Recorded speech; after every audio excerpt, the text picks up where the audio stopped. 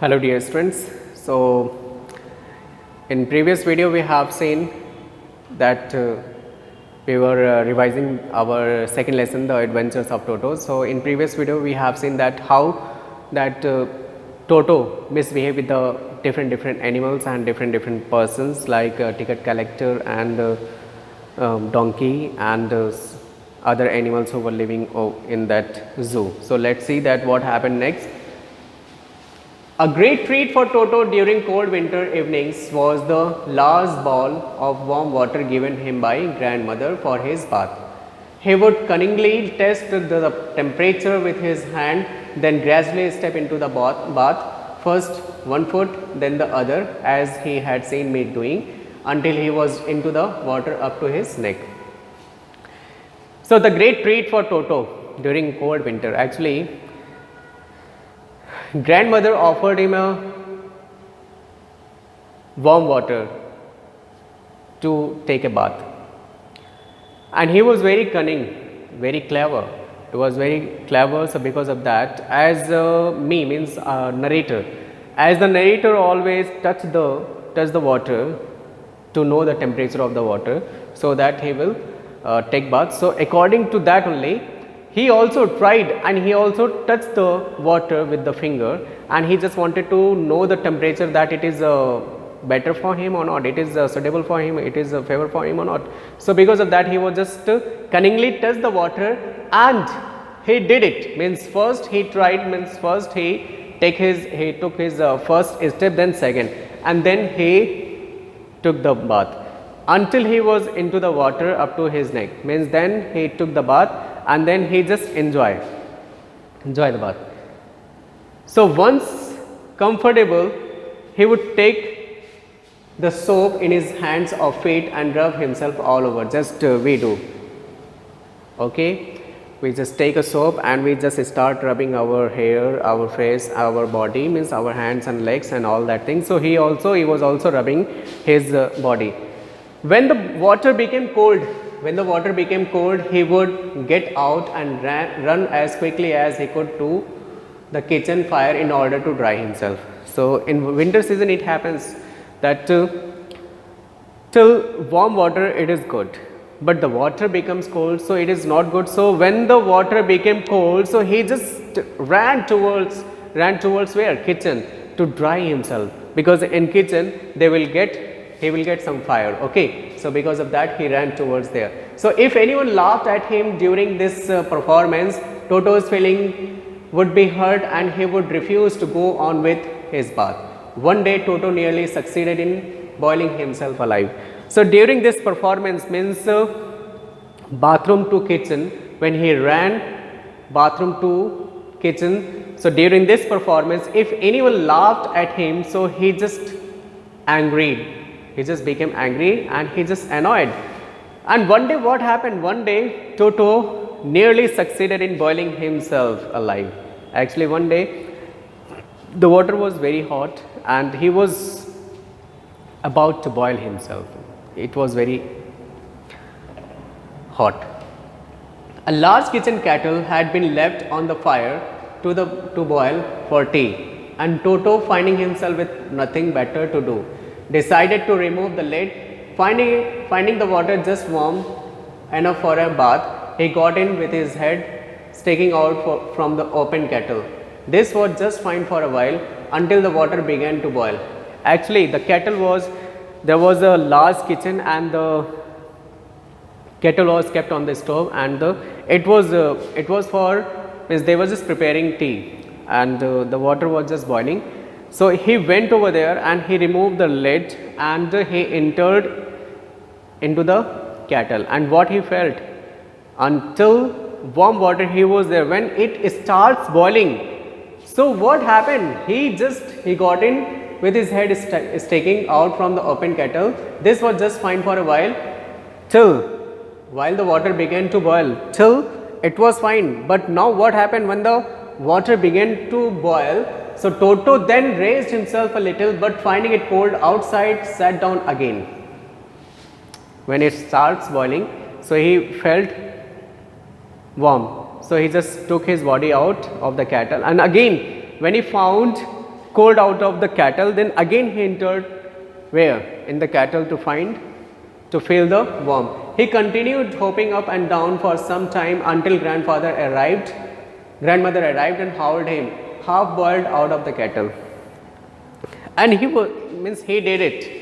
He did it so many times for many hours. He did it, and until the grandmother did not arrive there, he was doing the same thing. But when the grandmother arrived, she howled and she shouted, and then he just came out of the kettle.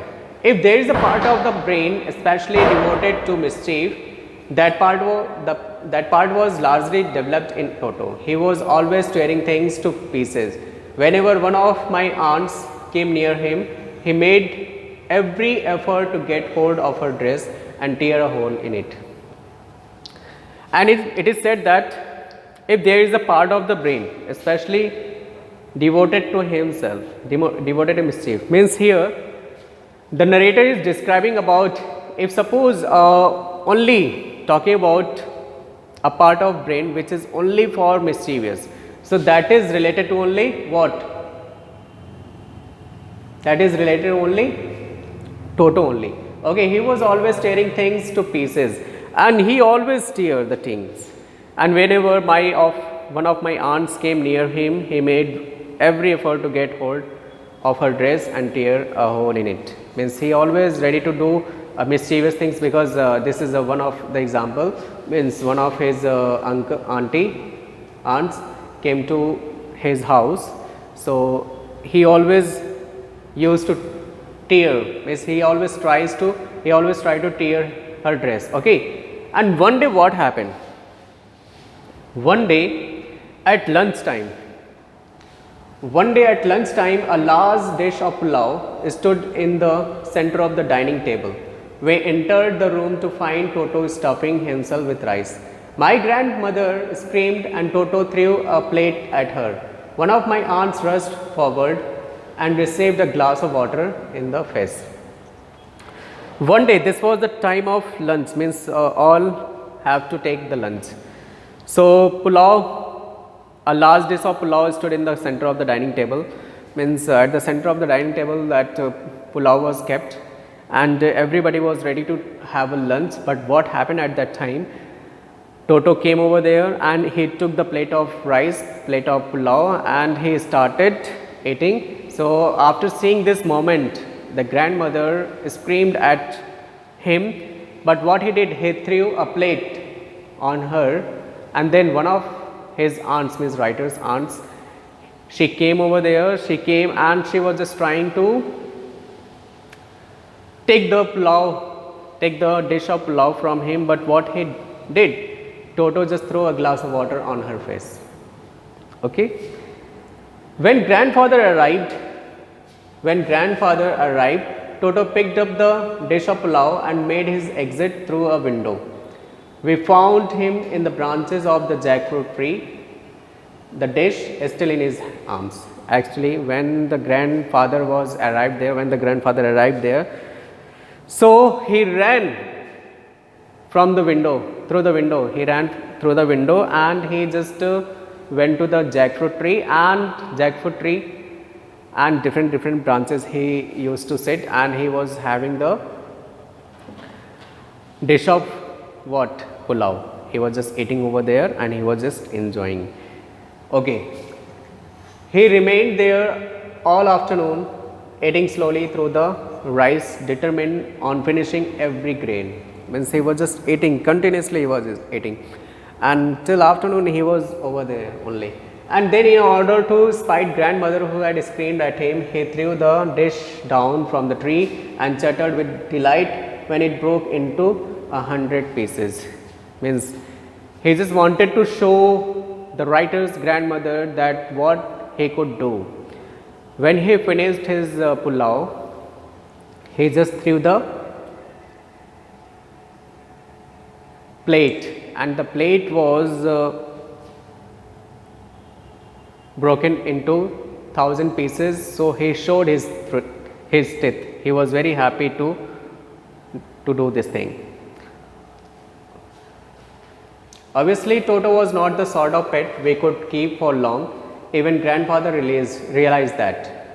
Yes, definitely, Toto was not a good pet for any house, for any person, because he was just tearing all the things, he was just doing mischievous things, he was just, because of him only they were just getting very lost. So what he said, he realized, his grandfather realized that it is a not kind of pet.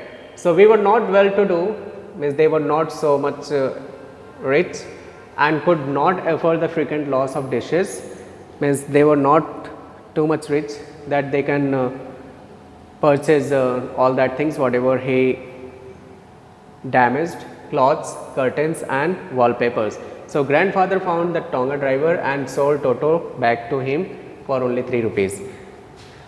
So finally what he did, he just found the Tonga driver and he sold him back by 3 rupees only. So he purchased by 5 rupees, but now he just sold him back to Tonga driver only for 3 rupees. So thank you so much, dear friends, and this story is written by Ruskin Bond. Thank you so much.